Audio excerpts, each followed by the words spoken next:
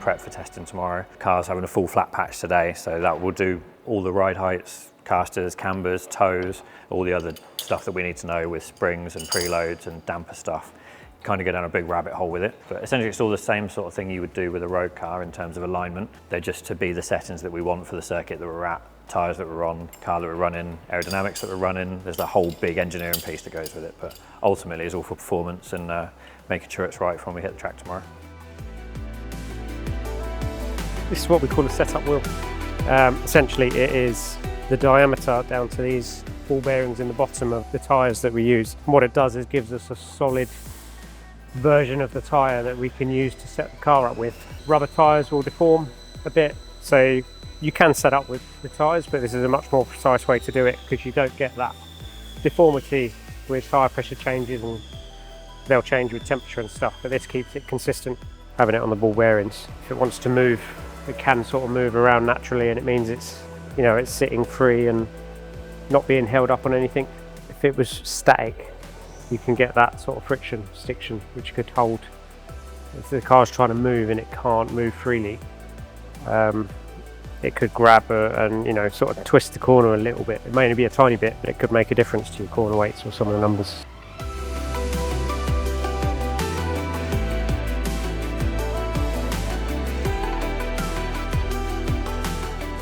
That's essentially our floor. This is obviously raised from the actual floor. That is our floor there, that's where the wheel is sitting. The two in the middle, they're level again to each other, but they're also level to this lower point, so that when we put the car down, we can then measure up to the bottom of the car and get our underfloor ride height. Because the workshop floor isn't necessarily level, it could be slightly sloped one way or the other, or forwards and backwards. So I level one pad in all directions, and then from that pad, that becomes my kind of a reference, and I use that pad to then run another bar across to the next pad, get it to exactly the same height, and then level that pad, and then use that next pad to level the next pad, and so on, so that all the pads end up at the same height and level.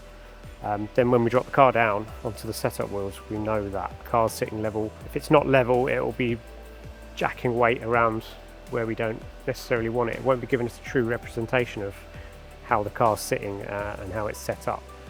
So yeah, we have to make sure everything's perfectly flat and level before we start measuring anything. Then we drop the car down, and the scales in each of the wheels will tell us how much weight is on each wheel.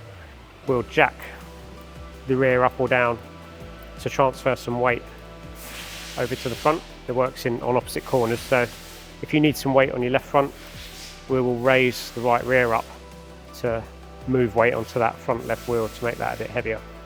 And we try to get them exactly the same weight across the front, or at least within a kilo.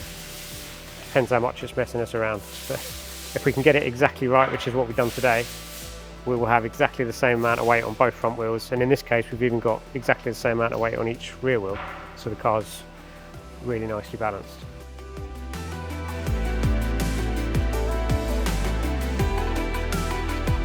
If we were bringing the whole car up the same amount or down, there's two different ways on this car that's done. On the front we have these shims which go in here, so we would undo this nut here, car in the air to take the weight off it. You could then drop this down, you can drop these shims out, and we have different size shims from 0.5 mm, millimetre, 2 mm that we can put in, and we know how much shim we need to put in for a given ride height. We just change that shim, lock it back up again, put the car back down, and we should see the numbers here change relative to what we've put in there.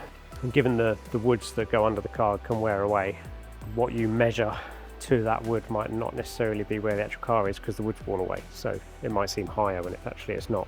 So this is a much more accurate way to get ride heights with things that aren't going to wear away. This uses a turnbuckle, which is essentially a right hand threaded rose joint with a left hand threaded the actual turnbuckle part that goes into the push rod. If you had two right hand threads, if you adjusted it, the bit in the middle would just move up and down, it wouldn't adjust anything. So you need a left hand thread in there, and when you adjust it, it shrinks the whole thing or makes it all taller. Adjust it in the direction that you want, whether you're going up or down. We do it on flats, so each nut has 6 flats. So we know how much one flat would raise the car. So we can raise it by a flat or half a flat or even a quarter of a flat. Depends how in depth or how small a change you want. Or you can go a full turn, which would be 6 flats. And yeah, and that's how we also adjust corner weights, where we will maybe come up on this side and down on that side.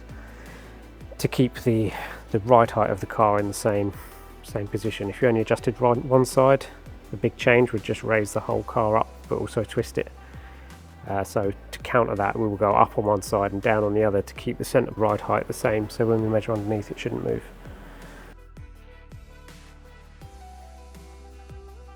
Now we're into just checking the tracking, which should be fine. It's been done before, it shouldn't move, but we'll just check it while we're here and we've got everything on. So at the moment we're just setting up our square box around the car with these strings and these bars, just making sure everything's perfectly square to the car, and then we will measure each wheel front and rear to see which direction they're pointing, whether they're towing out, towing in, set them where we want them, and then she's pretty much ready to go.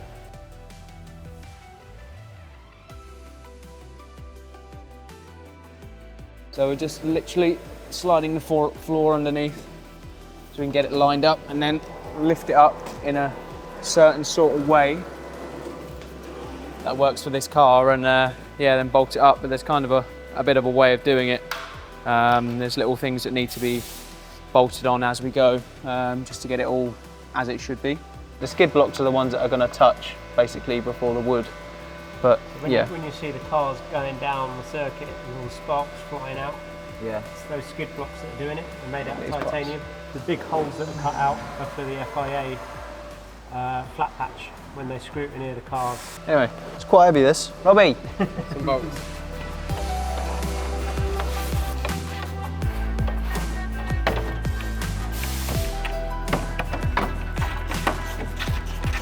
So yeah, this is the last phase of the setup. Normally we would have the floor on and set up with the floor on anyway, but we were doing some other work, so we started setting up without the floor. Decided we wanted to check some more stuff, so we've just chucked the floor on.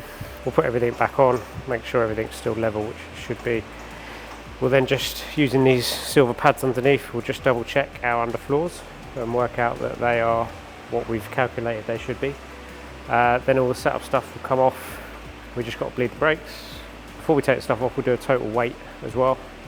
Just see where we're at with everything on it, all the bodywork, a set amount of fuel, which puts us in good stead for when we start doing our testing. And then after we've done our testing, we can bring it all back in and we'll do what we call a set down, which is the same thing but in reverse.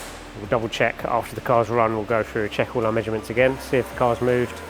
We'll have done some changes, so it's, you know, data gathering, seeing what those changes have done to the car and where the car is sitting after we've ran. Gives us a good starting point for the next time. For each team, they have all these holes which are mandated by the FIA for all the different years, but they will be the same for each team. And at the time, they don't do it anymore, but the FIA would have had a patch like this, but it was a big carbon plate, and they would have had various pucks on that carbon plate which would have aligned with these, and the teams will roll the car in. The floor would drop down from the wheels pneumatically, and it would drop the car down onto the pucks, and the pucks actually sit on the bottom of the chassis, so it gives all the cars a reference point that's ignoring the wood, which obviously wears away. They would then be able to measure all the aerodynamic parts of the car, floor widths, wing heights, all sorts of stuff. They had jigs that we would put around the car with a straight edge that we would run across, say, the top of the wing and down the back of the wing, to make sure that the wing fit in a box, and that was the regulation. Your wing had to fit within that box. If it touched anywhere, we'd take it back to the garage, grind away or adjust anything, shim stuff, to then make it fit within that box. It'd often be a couple of trips backwards and forwards to that patch to just check every part of the car fit within the dimensions the FIA said it had to fit within. Nowadays they use a LiDAR system, which is what all the dots are on the car. You'll see them on the rear wing, and they laser scan the cars, and they'll have a library of what they should be, and they can then scan the car and make sure that it's within the tolerances that they've set. I haven't been in the car for a while, so just checking how we fit, what we need to do. We might need to just do a sort of seat adjustment or something different tomorrow. But yeah, just getting myself back comfortable really. But yeah, I think we're going to need to do a little bit of modding for tomorrow. I'm going to be in the car quite a long time tomorrow evening. To be honest, for me, steering wheel and everything is all good. This is all you know, customer set, so I'll just work to their arrangements, and pedals are good. Just in the seat, you know, you sort of change over time. Tend to, because I'm only in and out of the car not so often, tend to pour seats for me rather than having one made, because I'm in and out of so many different cars, where we use like a 2-part expanding foam. Not ideal, but it's perfect for like short amounts of testing. So I'll end up sitting in like a big plastic bag essentially, and we pour the foam in. I get myself in the position I want to be in, it'll expand around me, and then we trim it to suit. But just to make sure I've got enough rib support, legs are all supported, and for all the other bits and pieces we're going to go through, they're quite aggressive inside when you're out on track. But yeah, just make sure we're comfortable. Like if you can make sure you're, you know, sat in the car in the position you need to be. Obviously, once you're belted in with these and you're super tight, you can feel everything it does. But if you're loose or the seat doesn't fit, you can cause yourself some problems. Likewise, with the forces that you take, if you're not comfortable or sat wrong, you end up engaging the core a lot more than you should, and it can lead to fatigue, a lot more tiredness. So yeah, and likewise injury. If you end up with a seat that's got, you know, lumps in all the wrong places, when you load up against it, you can do, you know, it can hurt your ribs, you can hurt your back. Obviously you sit straight onto the carbon fibre floor, so if you hit bumps, hit curbs, it does come straight back through you. So you want to make sure you're as in the right place and as comfortable as possible to avoid all that stuff. Yeah, so we're just mixing the foam through this seat. I'm in my old stuff, so it all goes everywhere because it's a mess. Obviously this isn't how we normally do a client seat. We do a bead seat for them. But for what we're doing today for testing, we just need something that's comfortable, safe, and that I can use. So comes with mixing the foam, that'll all start to go off and it'll expand around me, so I'll hop in a minute and see what we end up with.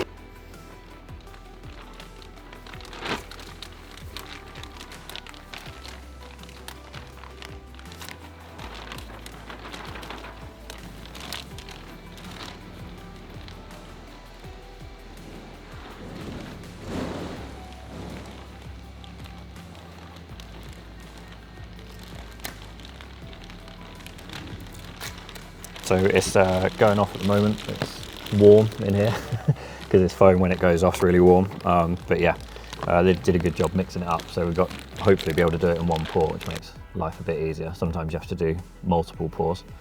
But yeah, this way of doing it is a quick, easy way just to allow us to test today. Like I said before, we drive so many cars. It's easier for me to do this. It's a couple of hours to do a seat.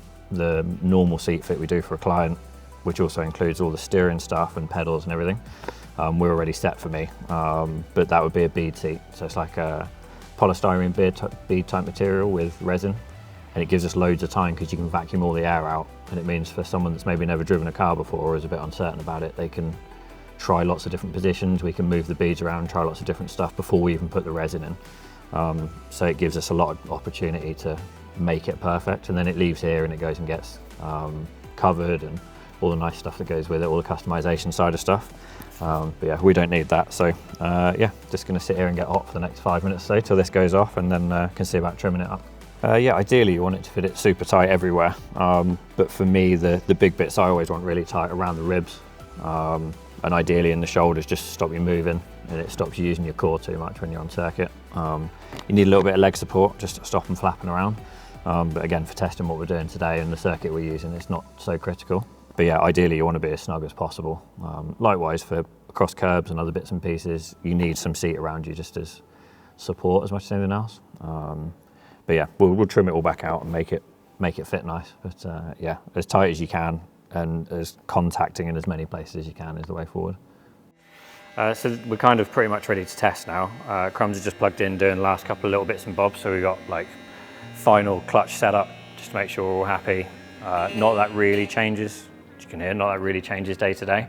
But it's always just part of the process of going and make sure everything's as it should be before we run. We've been a couple of engineering meetings with just deciding what we're going to do, which is obviously all in place and the run plan's ready. So yeah, I'm ready to hop in a little while and give it a whirl and see whether these changes improve it or not. But that's what we're here to do, is test and see what we can do and try and get some different windows for the car to operate in. We already have quite a wide window, but it's always just a case of development. There's always stuff you can do.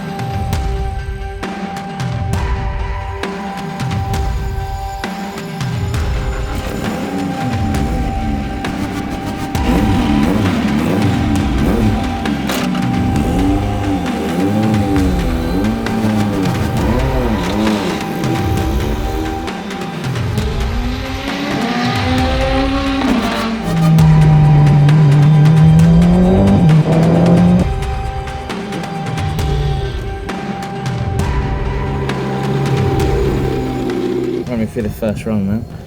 Yeah, good. Just literally just to make sure everything works all right. Make sure there's no odds or sods or noises or any little weird bits and pieces. So yeah, no, she was fine. We've got a brake cooling duct that looks like it's had a bit of a moment, but they do that. That's all designed in that way. But yeah, so let's get that changed and we'll run again.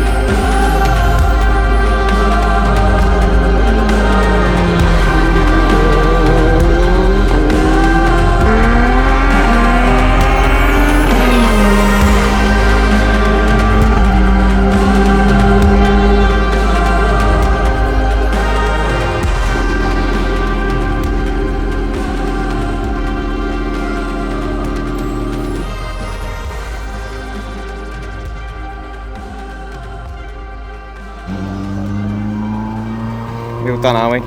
Done. Go on. So testing done, boys are unloading. Yeah, successful. I think whenever you're learning stuff, it's like there's always good and bad stuff to learn. And it's got quite dark now, so seeing was kind of difficult towards the end. But yeah, all of that work that's gone on sort of leads to us taking those changes with the car. The boys doing a lot of work while we were getting quite a few laps in, which is good. Most of the stuff that we were doing was all setup related, so whether that be springs or roll bars or rear preloads and lots of other bits and pieces, ride height changes. So some of that works and some of it didn't. We're bored with too much of the detail. But to be fair, most of what we thought it was going to do, even if it was wrong, worked. We changed the balance of the car, we shifted the balance forward quite a lot, and then you obviously have an issue with the rear balance, so we changed the rear balance and brought the car back into a window again. So that's all part of developing the car and understanding the platform a bit more. And me getting some more miles. I haven't driven for a while, so I was a little bit rusty. Trawl through all the data and see whether what I'm saying actually is true. And yeah, we'll come up with a plan with what we did today, and that'll go onto the car for the next time the owner drives it. The rest of the year, hopefully a lot more miles. We've got quite a lot planned, and there'll be a lot more coming out on the odd socials. But yeah, now we've got this car in a window, or yet another window, means we can go to a lot more venues, do a lot more stuff, and yeah, just bring the client experience up to like another level and let them be able to make some decisions around changing the car that we know is safe for them, and we can just keep dialing that car in to turn them into F1 drivers ultimately.